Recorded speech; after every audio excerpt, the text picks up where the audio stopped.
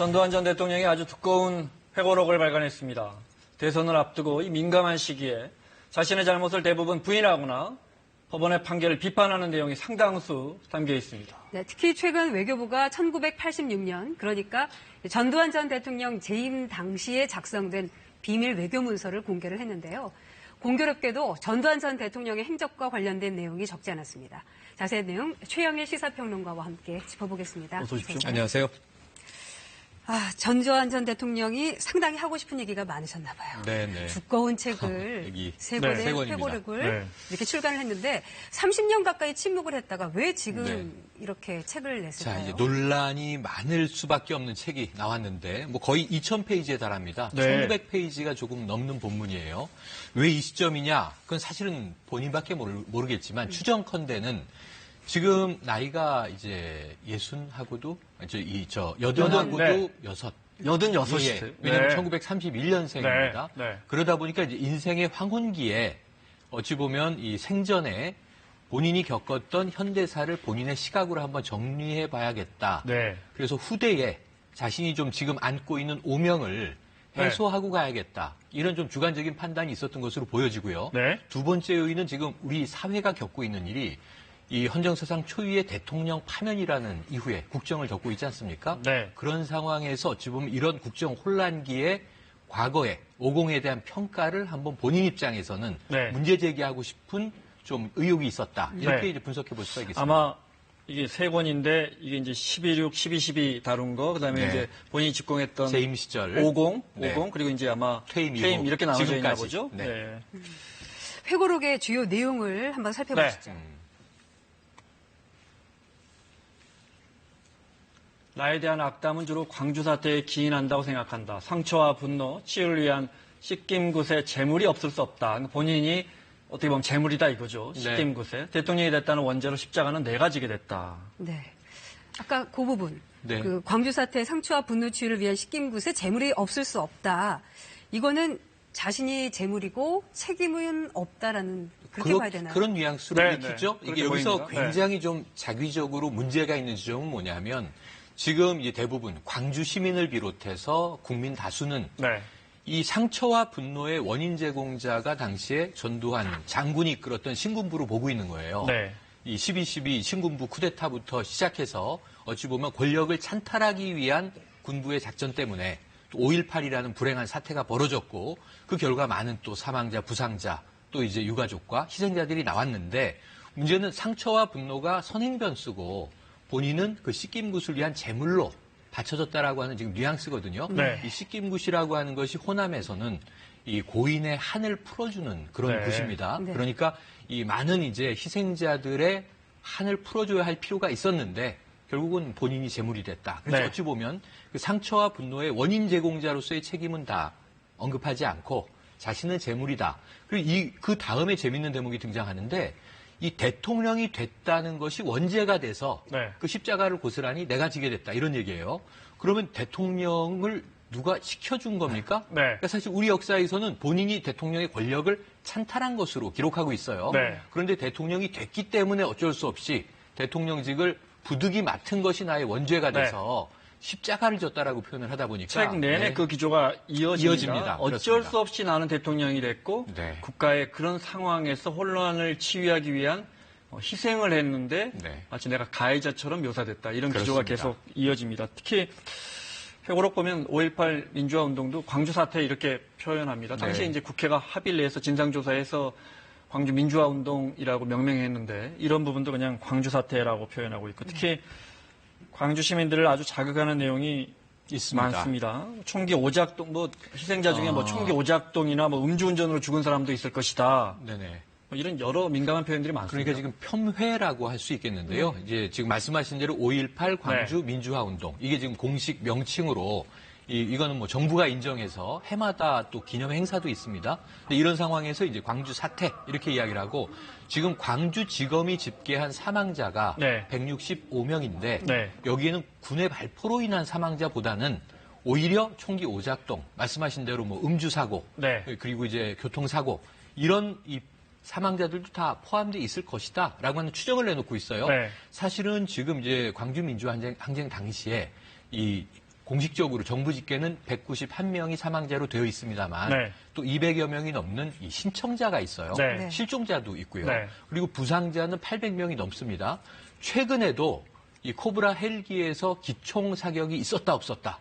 어찌 보면 벌컨포의 탄피 2개가 네. 당시의 것으로 이제 인정되면서 정부가 이 헬기에 의한 항공작전이 있었던 것으로 지금 인정하는 상황이거든요. 네. 그러니까 이게 조사도 아직 다 끝나지 않고 네. 여전히 이어지고 있는 상황이에요. 그런데 군의 발포는 이 발포 명령은 없었다라고 하는 이야기를 하고 있고 네. 본인도 명백하게 발포 명령을 한 바가 없다. 네. 이렇게 이야기하고 우발적인 사고로 벌어진 사태로 지금 치부하고 있기 때문에 네. 상당히 지금 광주 시민을 비롯해서 네. 이 80년 당시의 상황을 생생하게 기억하는 많은 국민들은 책임 회피로 네. 또 이 광주 민주항쟁에 대한 이 폄훼로 받아들일 수밖에 없는 그런 내용이 들어있습니다. 네. 그 앞서 말씀드렸지만 이순자 씨도 최근에 회고록을 냈는데 냈습니다. 거기에도 역시 하고 싶어서 대통령을 한 게 아니고 네. 최규하 당시 그러니까 대통령이 남편에게 후임이 돼달라고 요청을 권유를 했고 사실은 우리도 어떻게 보면 5.18의 희생양이다. 네. 뭐 이런 기조예요. 그러니까 그렇게 생각을 하고 있나 봐요. 네, 네. 이순자 당시 뭐 이순자 여사 영부인을 네. 지냈죠. 네. 이제 이분의 회고록에는 명백하게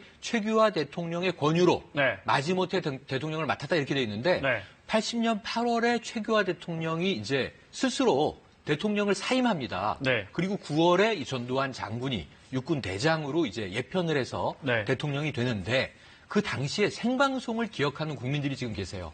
왜냐하면 최규하 대통령이 사임 발표를 할 때 그 네. 옆에 당시 영부인인 홍기 여사가 앉아 있는데 이 최 대통령이 사임 발표를 마치고 내려오는데 팔을 뿌리치는 장면이 나와요. 네. 그러면서 많은 국민들이 뭔가 압력에 의해서 어쩔 수 없이 부득이하게 물러나는구나. 대통령을 사임하는구나. 네. 그럼 그 다음 대통령은 전두환 장군이 될 거라는 것을 다수 국민은 다 예측하고 있었던 상황이에요. 네. 그런데 마치 12.12 신군부 쿠데타는 그 상황을 수습하기 위해서 마지못해 벌어졌던 일이고 네. 사실 전방에 있는 군부대를 후방으로 이동해서요.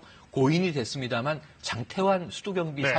사령관하고 총격전이 벌어진 네. 상황입니다. 네. 그런데 그런 부분들을 다 부득이한 일로 대통령도 마지못해 맡은 것으로 이렇게 네. 기록을 하고 있어서 이 전두환 전 대통령, 네. 또 이순자 당시 영부인 조금은 역사를 지금 네. 이제 주관적으로 바라보고 있는 것 아닌가 하는 아쉬움이 듭니다. 네. 발포 논란의 핵심 중에 하나죠. 발포 명령 관련된 문장을 좀 볼까요? 책이 어떻게 표시가 되어 네. 있는지. 네. 광주에서 양민에 대한 국군의 의도적이고 무차별적인 살상 행위는 일어나지 않았고 무엇보다도 발포 명령이라는 것은 아예 존재하지도 않았던 것으로 밝혀졌다. 바꿔 말하면 발포 명령자가 없는데 사격이 이루어지고 수많은 시민들이 숨진 것으로 네. 밖에는 해석이 안 됩니다. 그렇게 간단하게 말씀드리죠. 5월 17일에 비상계엄이 선포됩니다. 네. 5월 18일에 이제 전남대를 중심으로 학생들이 시위를 합니다. 네. 그리고 이제 시민들이 가세에서 많이 모이자 군이 이제 좀 위압감을 느끼고 병력을 늘립니다. 네. 그리고 5월 20일 밤 11시경부터 군이 발포를 해서 네. 수십 명의 시민이 사망을 합니다. 21일부터 시민들이 스스로 무장을 하기 시작해요. 네. 그래서 시민군이라는 존재가 등장을 했고 이 계엄군과 시민군 네. 사이에 총격전이 벌어져요. 아까 말씀드린 이제 거의 200명 가까운 사망자 안에는 23명의 군인도 들어 있어요. 이건 네. 공식 통계입니다. 그런데 이제 시민 사상자가 많은데 아까 이제 언급한 대로 이것이 총기 오작동이나 네. 사고로 사망한 사람이 다발적으로 이 며칠 사이에 나올 수가 있겠는가 하는 생각이 듭니다. 네. 결국은 지금 헬기에서도 항공 사격을 한 것이 확인됐다. 최근 들어. 네. 이건 뭐냐면 작전이었다는 거거든요. 군사작전.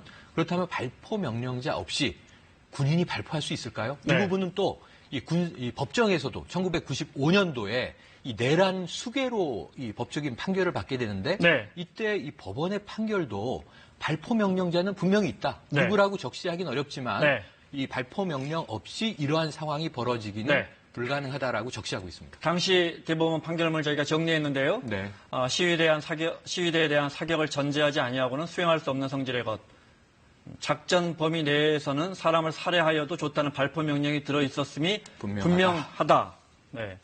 이렇게 사실은 그러니까 지금 말씀하신 97년 대법원 판결이라는 게 내란 목적 살인죄가 인정이 됐지 않습니까? 인정이 됐습니다. 내란 목적 살인죄가 인정됐다. 전 전 대통령은 회고록에서 네. 나는 불가피신군부의 정당성을 언급하면서 네. 불가피하게 나는 당시에 이제 사실 쿠데타라는 말도 하지 않죠. 뒷부분에 제가 여쭤볼 건데 하면서 어쩔 수 없이 대통령이 됐는데 대법원에서는 내란 목적 살인죄를 유죄라고 인정했단 말이죠. 네. 그러니까 지금 돌이켜 보건대 시간이 많이 흘렀지만 당시에 이제 이 구치소 생활하는 모습도 보고 2년 복역하고 나오면서 자, 여러분은 절대로 감옥 가지 마시고 이런 얘기도 했고요. 그런데 97년이 어떤 해냐 하면은 대선이 있어서 자, YS 정부가 막을 내리고 이때 또 IMF도 있었습니다만 DJ 정부가 들어섰던 그때인데 이 김영삼 당시 대통령과 이 김대중 대통령 당선자가 자, 그럼 미래의 국민 화합 차원에서 사면을 합시다. 라고 합의를 해서 97년에 김영삼 대통령이 임기 말에 사면을 단행하는 겁니다. 그래서 지금 용서받게 되고 풀려나게 되는 거죠. 그런데 그 당시에는 아무 이야기를 하고 있지 않다가 지금 수십 년이 지나서 그 당시의 유죄도 사실은 부당한 판결이었다라는 항변을 지금 하고 있는 거거든요. 무기징역 판결을 받아서 1년인가 2년 복역. 약 2년 복역을 하고 이제 4년이 된 거죠. 네. 그렇다면 본인이 일으켰던 12.12 군사반란에 대해서는 또 어떻게 얘기를 하고 있는지, 뭐 시대적 상황이 그랬고 그 상황 때문에 자신이 역사에 뭐 끌려 들어왔다.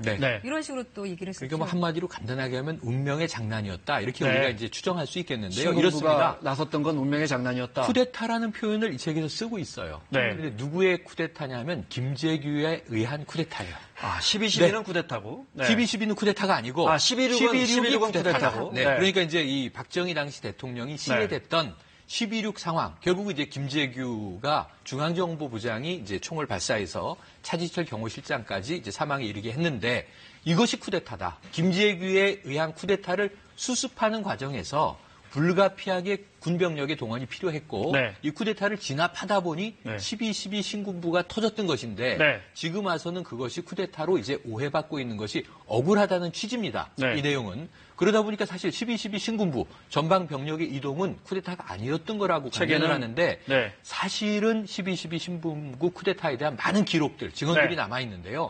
책에 우발적 사건이라고 적혀 있는데 우발적으로 그럼 탱크와 병력을 남하시켜서 수도권으로 진입을 해서 사실은 권력을 장악하게 되죠. 여기서 아까 말씀드린 대로 당시에 이제 수도경비사령관인 장태환 소장은 방어를 하거든요.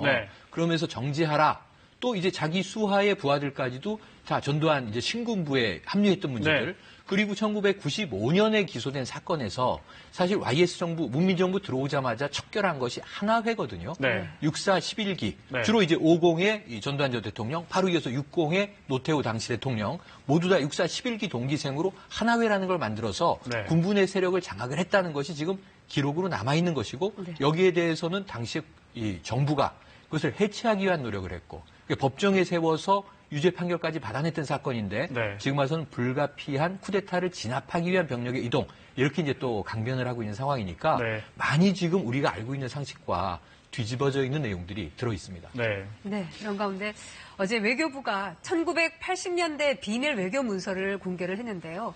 당시 전두환 대통령이 미국 대통령 특사에게 우리도 핵무기 3개만 있으면 북한이 남북 대화에 응할 것이라는 취지의 얘기를 했던 사실이 드러났습니다. 화면으로 보시죠. 1986년 한미 팀스핏 군사훈련에 북한이 반발하면서 남북 대화가 중단되고 군사적 긴장이 고조되던 시기였는데요. 그때 주한미군 장성 출신인 에드워드 라우니가 레이건 당시 미국 대통령의 특사로 전두환 당시 대통령을 예방했습니다.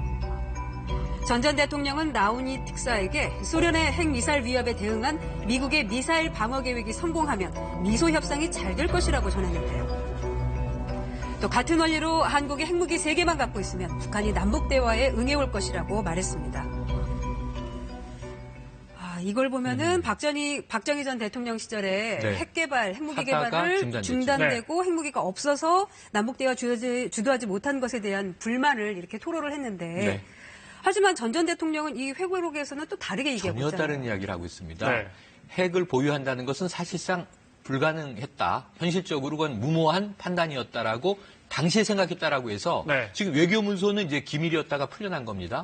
그리고 이제 미국의 특사와 대화한 내용이기 때문에 이것은 명백한 이제 증언이 있는 팩트일 겁니다. 근데 회고록은 지금 주관적인 기억에 의해서 썼을 텐데 이것이 잘못 기억한 것인지 아니면 의도가 있는 진술인지 모르겠습니다만 사실 이때는 핵 무장을 생각하지 않았다는 것이고 외교문서에서는 핵 무기 3개만 있으면 이 북한을 제압할 수 있을 텐데라는 얘기를 분명히 특사에게 했다는 거거든요. 네. 그럼 여기에 대해서는 전혀 다른 두 가지의 시각이 존재하는 것이죠. 무엇이 현실일까? 네. 그래서 외교 문서를 좀 사실로 믿는 것이 타당해 보입니다. 네. 또 그 대통령 단임제와 관련해서 네. 또 전 전 대통령이 재임 때 기회만 되면 또 이 얘기를 했었잖아요. 먼저 들어보겠습니다. 네. 어떻게 이야기했는지요? 네. 분명히 말씀드립니다만 본인의 단임 의지가 확고한 이상 사실 헌법과 관련해서 본인 자신의 개인적인 이해관계란 따로 있을 수 없습니다. 네. 회고록을 봐도 단임 약속을 지킨 데 대한 자부심이 아주 네, 곳곳에서 그렇습니다. 묻어나요. 그런데 이번에 공개된 외교문서를 보면 또 얘기가 또 다르단 말이에요. 맞습니다. 이제 뭐 이 주한 미국 대사, 네. 주한 미국의 슐츠하고 이제 한 이야기인데 네. 사실은 그때 내가 단임을 하겠다는 약속을 하지 말았어야 했다. 이런 약간 후회 어린 이야기를 했다는 거예요. 네. 네. 그러면서 결국은 그것 때문에 이것은 저의 추정입니다만 발목이 잡혀서 결국은 7년 단임으로 내려와야 했던 것. 사실 87년에는 더 할 수도 없는 상황이었고요. 네. 이 전두환 당시 대통령은 호헌을 하려고 했습니다. 네. 호헌이라 하면 간선제예요. 네. 체육관 선거로 대통령을 뽑는 것인데 네. 87년 저도 대학교 3학년 때 네. 길거리에 있었습니다만 네. 그때는 호헌 철폐 독재 타도가 고효였습니다. 네. 네. 그 결과 지금 87년 헌법 지금도 유지되고 있습니다만 대통령 직선제를 채택했던 거잖아요. 네. 6.29 선언이 이제 있었고요. 노태우 당시 민정당 총재에 네. 그런 상황으로 돌아가 본다면 그 당시에는 더 추가적인 장기 집권 의지가 있었으나 단임제라는 말을 본인이 초기부터 네. 국민들을 조금 이제 추스리기 위해서 하는 바람에 네. 스스로 더 이 집권을 연장하지 못했다는 아쉬움이 담겨 있는 대목입니다. 네. 회고록 보면 박근혜 전 대통령에 대한 이야기도 많이 나옵니다. 아, 있습니다. 거기에 이제 최태민 씨에 대한 이야기가 나옵니다. 어떻게 언급이 됐는지 잠깐 보겠습니다. 11일 기후 나는 최태민 씨를 상당 기간 전방에 군부대에 격리시켜 놓았다. 과거에 알려진 이야기입니다. 네. 네. 다음 거 볼까요? 최태민 씨는 그때까지 그 내양을 등에 업고 많은 무리를 빚어 그로 인해 생전 박정희 대통령을 괴롭혀왔다. 어떻게 보면 최태민 일가에 대한 온갖 지금 뭐 무수한 이야기들이 있는데 나오고 있는데 그 상황을 네. 정확히 알고 있을 수도 있겠어요. 정확히 알았을 전두환 겁니다. 전 왜냐하면 대통령. 1976년부터 네. 당시 전두환 장군은 어디 근무를 하냐면요. 네. 청와대 경호실 작전 차장으로 근무를 합니다. 네. 그러니까 그때 이미 퍼스트 레이디 역할을 하고 있던 이 큰형의 박근혜와 네. 이제 또 알고 있던 사이죠. 네. 심지어는 이제 오빠라고 부르기도 했다라는 얘기도 타인의 증언이 있는데 네. 그런 상황에서 이 최태민의 존재를 몰랐을 리는 만무하고요. 네. 결국은 박정희 대통령을 상당히 괴롭힌 인물로 지금 네. 기록을 하고 있습니다. 그 결과 11.6이 터지자 강원도 전방 군부대로 격리했다. 네. 사실 이것은 굉장히 위법한 일이에요. 최태민 씨는 민간인이었잖아요. 네. 근데 어쨌든 이런 필요가 있다라고 해서 격리시켰고 네. 결국은 이 최태민을 떨어뜨려 놓으려 했던 본인의 노력을 네. 기술하고 있다고 보여집니다. 2002년에 박근혜 전 대통령이 당시 이제 대권 도전하겠다고 찾아왔을 때 네. 반대했다 이런 반대했다. 주장도 실립니다. 반대하고 거절했다. 네. 도와달라고 하는 것이죠. 네. 대권에 도전할 테니 저를 좀 도와주십시오라고 네. 했는데 네. 자, 대통령직을 수행할 능력으로 보이지 않았다. 네. 그래서 본인은 반대했다. 그리고 나서 이게 묘하게 어떤 복선이 깔려 있냐면요. 네. 2013년에 박근혜 정부 들어와서 네. 전두환 추징금법이 통과되면서 네. 추징금에 대한 강력한 압박을 받지 않습니까? 네, 시효를 마치 연장해놨죠. 그때의 원한이 남아서 본인이 해코지를 당한 것 같은 뉘앙스를 풍기고 있다는 점을 좀 특징으로 집을 수 있겠습니다. 네. 네. 추징금 마무리를 해야겠습니다. 추징금 안 내겠다고 버텨가지고 추징금 공소시효 연장까지 해가지고 또 네. 뭐 큰아들 제국 씨가 막 사과하고 그러지 않았습니까? 네. 또 이제 전재용 씨는 이제 또 이 옥에 네, 가기도 네, 했죠. 네, 구속까지 됐어요. 둘째 네. 아들 차남. 네. 그런데 이 재밌는 게 전두환 회고록의 발행인이 전재국 씨입니다. 아 출판사를 네네. 했으니까요. 네, 출판사를 하고 있죠. 네. 시공사 대표로 되어 있기 때문에 네. 지금 출판사는 자작나무 숲인데 네. 결국 발행인이 전재국 씨이기 때문에 네. 아들의 출판사에서 책을 냈다라고 볼 수 있겠고요. 네. 지금 그러다 보니까 지금 추징금 문제에 대해서도 네. 상당히 위헌적인 이 소급 입법 네. 이 문제를 또 강변을 하고 있어요. 네. 그럼에도 불구하고 사실은 역사에 이렇게 이제 독재를 하면서 신군부에 의해서 정권을 장악하고 독재를 하면서 막대한 비자금을 축적을 했는데 네. 지금 사실 노태우 전 대통령은 비자금법으로 이제 감옥에 갇혔고 네, 네. 형을 받은 거예요. 네. 그런데 이제 전두환 전 대통령만 내란수괴로 네. 된 겁니다. 하지만 비자금은 2,205억을 받아서 네. 아직도 다 갚지 못한 돈이 이제 네. 있는 거고요. 네. 그 결과 자녀들에게도 은닉 재산이 있는 것 아닌가 한우 추정을 계속 받으면서 네. 지금 어린아이들도 29만 원 할아버지 이렇게 기억하고 있다는 것을 본인이 네. 좀 알아야 할 것 같습니다. 회고록에 추징금 다 내겠다 이런 없습니다. 이야기는 없고요. 최영일 시사평론가와 함께했습니다. 고맙습니다. 고맙습니다.